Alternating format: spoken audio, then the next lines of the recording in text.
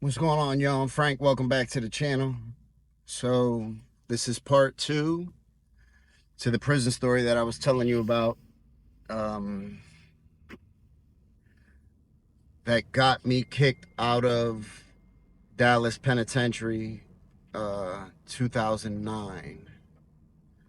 So,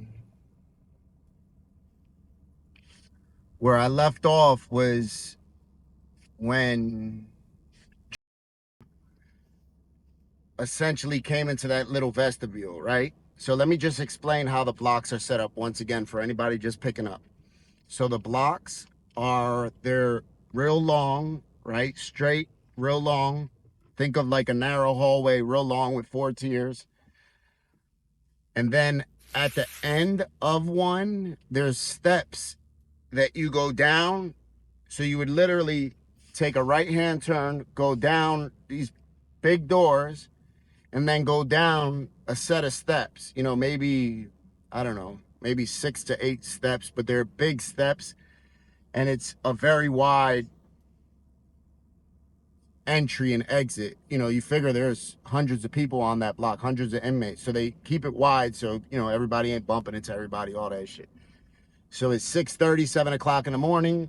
He spots me and one of the other guys that I took with him. He sees them, he sees us. As soon as he turns to go down those steps and he walks through that door, that first door, he sees me on one side and he sees the other guy on the other side. He seen the other guy first, and then he sort of looked at me, and he knew what time it was.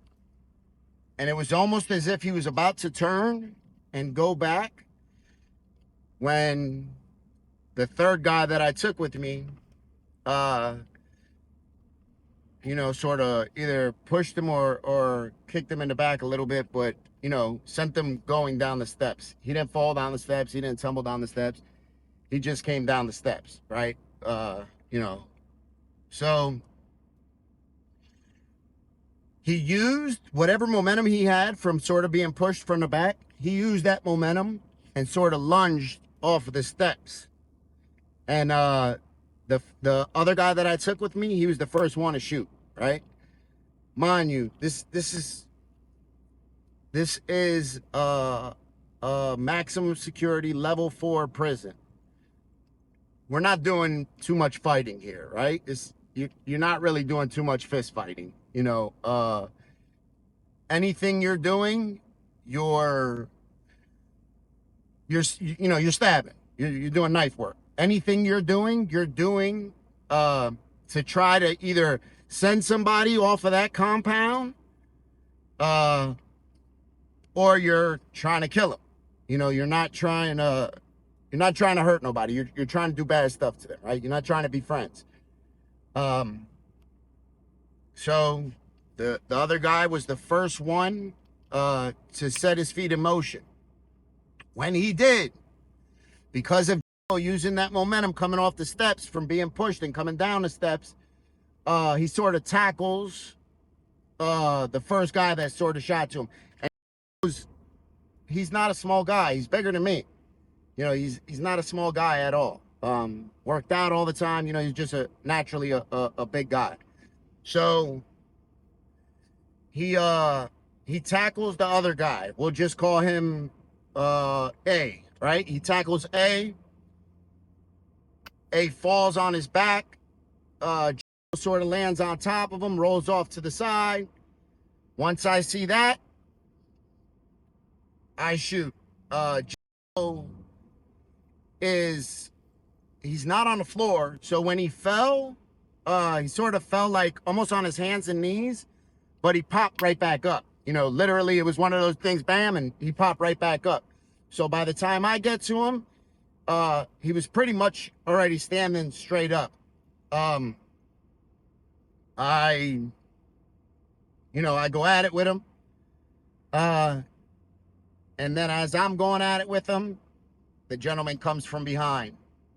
The one that initially sort of pushed him, kicked him down the steps, comes from behind, starts putting in his work, right? The other gentleman we call A, And all this happens very fast. This is, this isn't like 10 seconds. This is like 5 seconds. It happens very fast, right? So when we go there, once we got into that vestibule and was strapped up, I took my piece out, uh, put it in my hand. I had a cord, a laundry bag cord. I put it around my wrist, and it had like one of those locks that you squeeze for your sneakers. Squeezed it around my wrist so it couldn't be pulled out of my hands, right? Prior to that, when we were walking across the compound, I had it stashed just in case if I got pulled over. So I pull it off, and I do that just so it can't be taken from me and used against me. So we go at him, ends up getting stabbed. First thing that we're always taught to do, the first thing you're always taught to do whenever you're going at it with somebody is grab one hand and grab a handful of clothing, right? Whether you grab his shirt, whether you grab his jacket, whatever you grab, you're grabbing a handful and you're squeezing that. I'm grabbing that in my hand and I'm turning my hand and sort of got it wrapped around my hand so he can't go anywhere, right? So I don't want him to be able to run. But in the midst of all this, you gotta your wrist being twisted up because of course he's not staying still. He's trying to fight for his life,